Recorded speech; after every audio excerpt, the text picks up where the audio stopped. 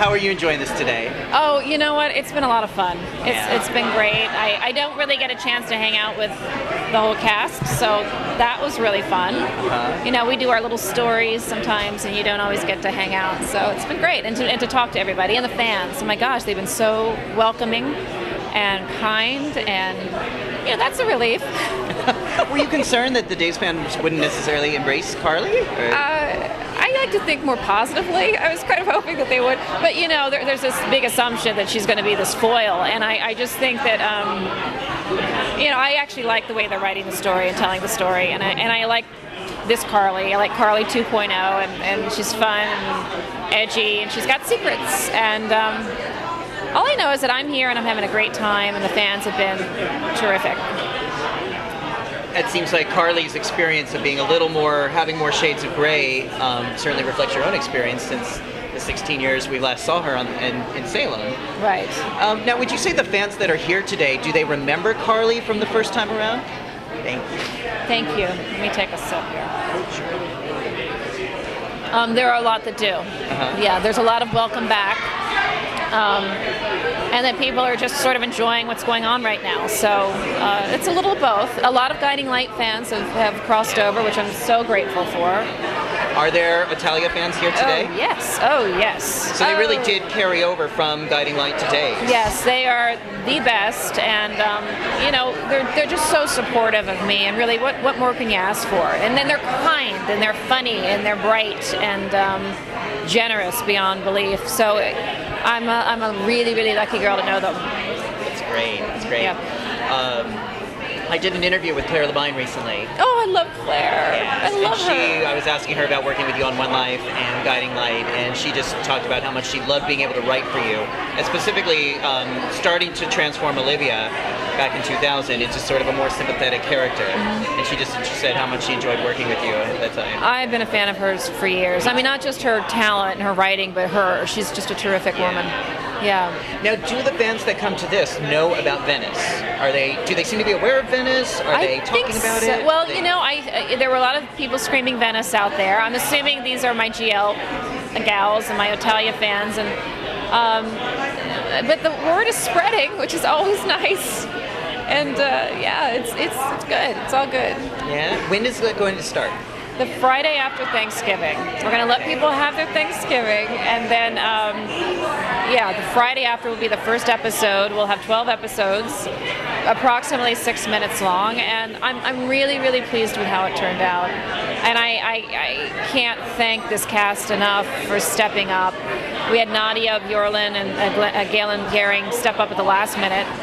And they were brilliant. They were so good. It's been so fun to watch these actors without the confines of network censorship, etc., perform, because there's a freedom that comes out of you. I know for myself as well that you can say certain things that you can't say on television, and you can do certain things that feel more natural, more realistic, and everyone just jumped on it, and they were great. They were so great.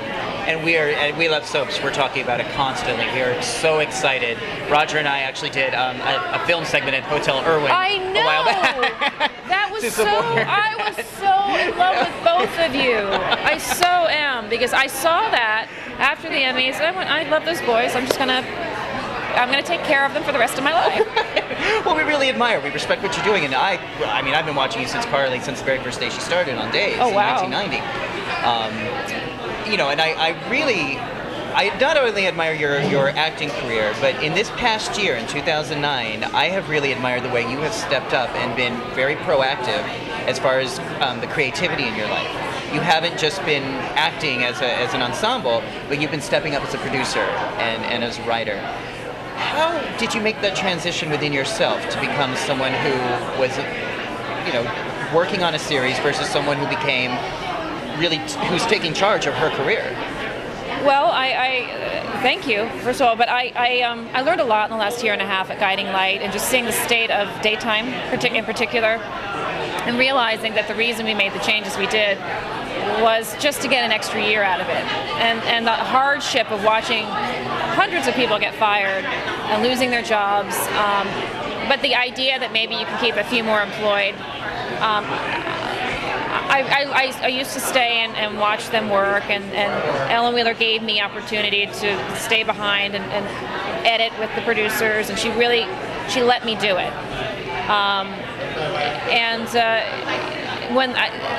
Knowing that the show could possibly be canceled, I mean, I've been writing for years with my friend and producing partner Kim Teresi, but when the show got canceled, and first the overwhelming support of Otalia fans, and it was worldwide, it was huge, and the way that they felt so free to tell me their story, it meant so much to me. It felt like I had a responsibility to do something. So it was sort of an opportunity for me to do my own thing creatively, but I also felt like I had all the support of these fans that, you know, I'm not really explaining myself well. I just felt like something good was going to come from it. But in terms of producing, it's what I've always wanted to do. I've always wanted to direct, because it's not a new desire that I have, but it's an opportunity now to do something, and I'm really, really proud of the project and really proud of how it turned out. That's great. It's you didn't use this word, but it almost sounds like you feel a responsibility to serve the people who you've already helped in many, many ways by being on Guiding Light. But they've helped me by supporting me and sharing with me, and they've given me this opportunity. That's how I look at it. That's awesome. That's so awesome. Now, the scene that aired this past week between you and Kristian Alfonso, I gotta say. I know. It's I love it. I've been watching Days for, I'm in my 30s. I already said 38, so. Oh, in many ways, I have been waiting for this scene for 19 years. Ever since Carly first came on the show, I was waiting for this confrontation between her and Kristian Alfonso. When you two went in to film the scene, were you aware of the history and the gravity of what this Carly-Hope confrontation meant to long-term Days viewers? Was that ever talked about, or? You know, I really didn't. It really didn't dawn on me. You know, I guess because I've been away for so long, and when I was here the first time, it was she and I never worked together. Right. We overlapped briefly. Never had a scene together. But no, I mean, I think it's fun. I love the female adversarial relationships on soaps. It's a lot of fun.